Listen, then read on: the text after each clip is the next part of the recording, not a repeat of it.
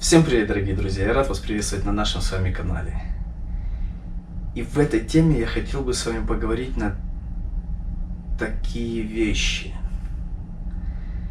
что не существует умных людей, не существует глупых людей.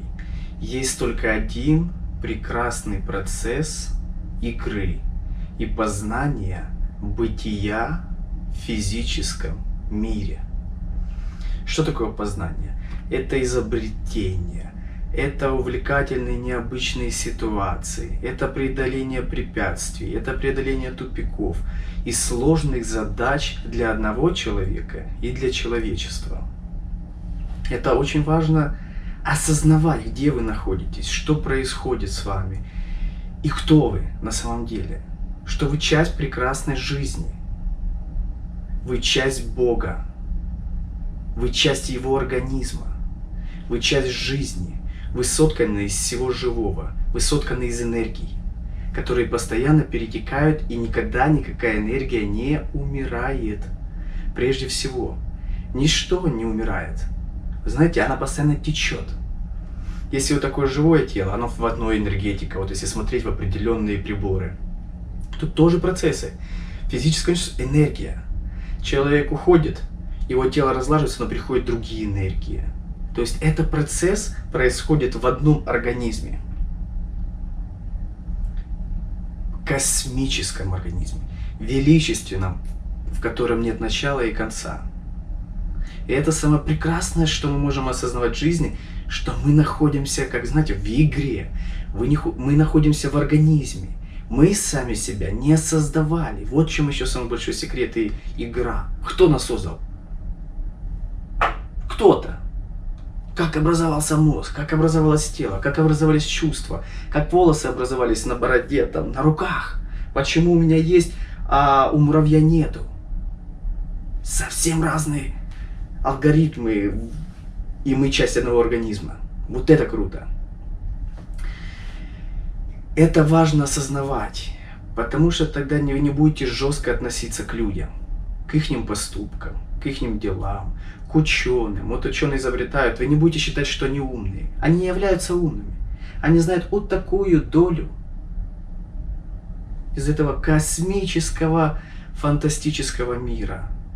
Мы не знаем очень многого, поверьте.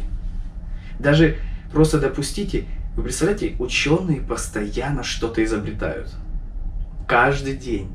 Они изобретают какие-то новые двигатели, новые вещества, самолеты, вертолеты, подводные лодки, космические тарелки. Вы понимаете, это придумывается из ничего. Это сознание придумывает. Или вспоминает, или придумывает. Тут я уже этого не знаю. Или передается. Вспоминает, придумывает или передается более высокими сознаниями. Для развития этой игры. Потому что сначала изобрели колесо, вы понимаете, потом изобрели тачку, потом изобрели машину, и процесс идет, идет. Вот кто придумал колесо раньше? Ты можешь сказать, что он умный. Но на то время он был умный, на это время он не является таким. Потому что самый маленький ребенок уже может придумать колесо. А скажи это там, я не знаю, сколько тысяч лет, не знаю, не владею цифрами. Потому что не знаю и честно об этом говорю. Сколько там, когда изобрели его, не знаю. Ну, когда-то изобрели. Соответственно, он тогда был гением по сравнению со всеми остальными. Сейчас это естественно. Соответственно, что? В будущем, в прошлом он был гений, сейчас он не гений. Так и сейчас, которые люди считают себя умными, развитыми, продвинутыми, это иллюзия. Это иллюзия сегодняшнего времени, сегодняшнего дня. Если человек в иллюзии, он возвышается. Я создал, что-то там придумал. Неважно что, вообще не важно. И я смело могу сказать, что это иллюзия сегодняшнего дня у этого человека. Не надо гордиться. Гордость, любая гордость в любом направлении, она понижает вашу энергию. Вы перестаете чувствовать других людей, Бога. Бога – это жизнь. Вот не чувствовать других людей – это вы не чувствуете Бога. Потому что Бог Природа в каждом человеке. Все живые. Абсолютно все живое. Даже стол живой. Вы не поверите. И у него есть своя энергетика. И у него есть все. Даже если вы ее не видите, она есть. Мы Wi-Fi тоже не видим, но он есть. А энергии разных волн, очень много. Очень много, чего мы еще не знаем. И что нам предстоит узнать. Через 1000 лет, если мы будем живы все, и эта игра будет продолжаться, вы поймете, что сегодня кто что знает, самый умный, который себя считает, он в будущем будет не умнее ни капельки ребенка, которому 10 лет. Развитие постоянно. И в чем мой смысл этих слов? В том, что то, что сегодня для нас тяжело, мы потом получаем ответы.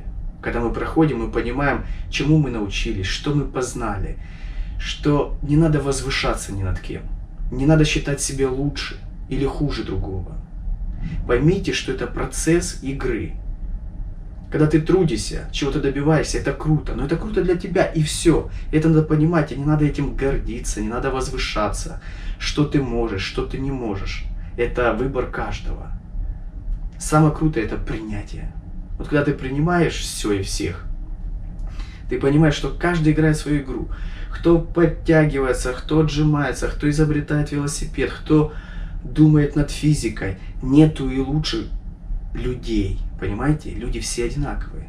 Каждый играет в свою индивидуальную игру. И это прекрасно. Соответственно, жизнь настолько уникальна и красива, что нету умных людей и нет глупых. Каждый индивидуально играет в свою игру. И, соответственно, ни один человек не лучше и не хуже другого. Мы все индивидуальны и прекрасны. Но слова мои направлены на то, чтобы вы не гордились, чтобы вы не считали, что вы лучше, и не считали, что вы хуже. Это когда человек считает так, он понижает свои энергии, соответственно, он не чувствует жизнь. Я за то, чтобы каждый из вас чувствовал жизнь, уважал друг друга и учил этому своих детей и был примером для них. Не на словах, а на деле. Всем хорошего дня и настроения. Всем пока.